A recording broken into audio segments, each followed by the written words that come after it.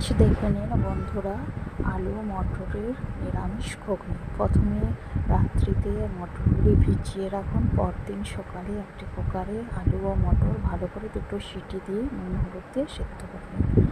এরপর সেদ্ধ করা মটর ও আলু আলাদা ঢেলে নিন একটি ঝাঁঝরিতে।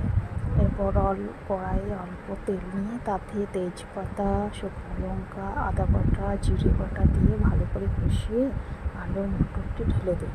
একটু মিষ্টিও দিতে পারেন, কাঁচা লঙ্কা কুচি। এরপর কষতে কষতে যখন হয়ে আসবে তখন অল্প জল ঢেলে দিন, গরম জল বা এমনি ঠান্ডা জল, আর আলু মটরের সেদ্ধ করে রাখা জলটিও দেবেন। এরপর একটু অল্প ভাজা মশলা বা ঘি ছড়িয়ে দিতে পারেন নামাবার আগে। এটা বন্ধুরা ভুললে কিন্তু চলবে না।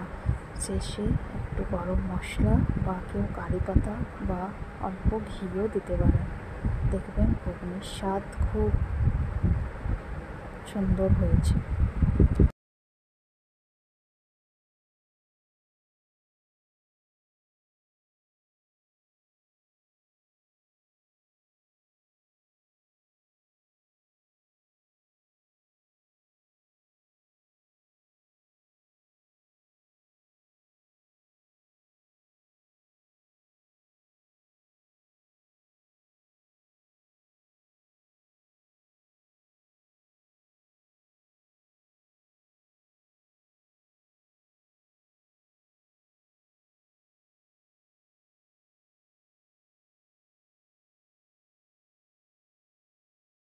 নামাবার আগে অল্প ভাজা মশলা দিতে পারেন বা গরম মশলা।